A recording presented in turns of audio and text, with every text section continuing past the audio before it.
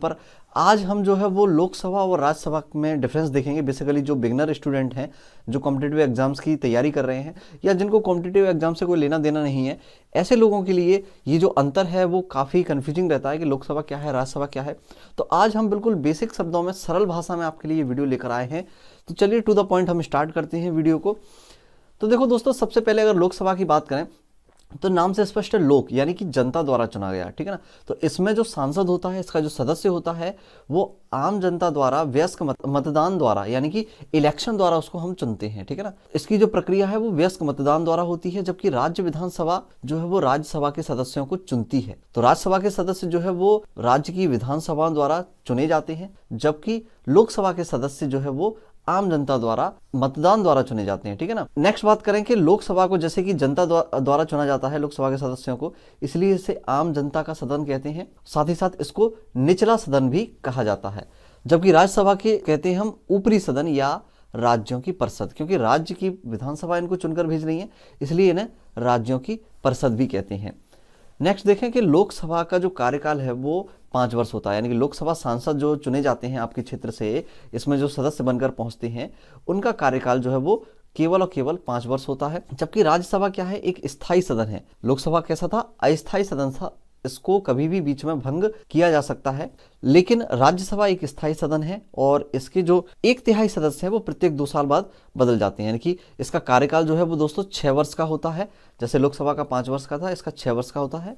और प्रत्येक 2 वर्ष बाद 1/3 सदस्य उससे निकल जाते हैं और नए 1/3 सदस्य चुने जाते हैं, ठीक है ना। तो यही प्रक्रिया इसमें चलती रहती है।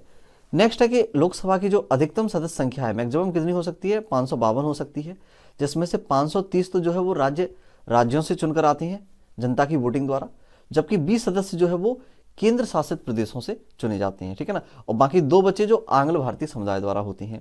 जबकि राज्यसभा की अधिकतम सदस्य संख्या टोटल 250 होती है। तो जैसा कि मैंने बताया कि यहाँ पर जो है वो भारत के राष्ट्रपति सदन में 2 आंग्ल भारतीय समुदायों के सदस्यों को मनोनीत कर सकते हैं, ठीक है ना।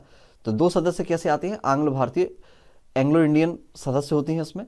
जबकि राज्यसभा में 12 सदस्य वो होते हैं जो किसी कला, शिक्षा, समाज सेवा या खेल में एक विशेष योगदान रखते हैं, उससे संबंधित हैं, ठीक है ना। तो उनको जो है वो भारत के राष्ट्रपति द्वारा ही चुना जाता है।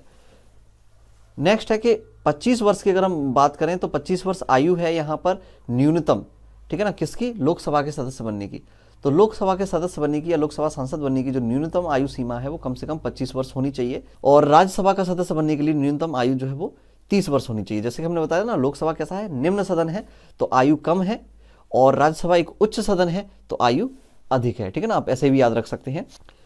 और बात करें कि लोकसभा की जो बैठक है उनकी अध्यक्षता कौन करता है, तो उसके लिए एक अलग से लोकसभा स्पीकर या लोकसभा अध्यक्ष चुना जाता है, ठीक है ना, उन्हीं सांसद में से। और राज्यसभा की अगर बात करें तो बाय डिफॉल्ट जो देश के उपराष्ट्रपति हैं, वाइस प्रेसिडेंट हैं, वही राज्यसभा की बैठकों के अध्यक्ष होते हैं। धन विधेयक की अगर बात की जाए तो धन विधेयक जो है वो केवल और केवल लोकसभा में ही पेश किया जाता है। कारण ये है कि जो लोकसभा है वो देश को चलाने के लिए, देश का शासन चलाने के लिए जो है वो धन आवंटित करता है, और इसीलिए वहां पर जो है धन विधेयक पेश किया जाता है। जबकि राज्यसभा का धन विधेयक से कोई विशेष लेना देना नहीं है। तो दोस्तों ये था यहाँ पर बिल्कुल बेसिक तरीके से मैंने बिल्कुल सरल भाषा में आपको और बहुत ही छोटे वीडियो में आपको आसान शब्दों में समझा दिया है। तो पसंद आया तो प्लीज़ लाइक कीजिए, दोस्तों के साथ ज़्यादा से ज़्यादा शेयर कीजिए, और चैनल पर नए हैं तो ऐसे ही इंटरेस्टिंग वीडियो के लिए, मैथ की शॉर्ट ट्रिक्स के लिए आप चैनल को सब्सक्राइब करके बेल आइकॉन को क्लिक जरूर कर लेना। तो नेक्स्ट वीडियो में मिलेंगे, तब तक के लिए थैंक यू, गुड बाय, जय हिंद, जय भारत।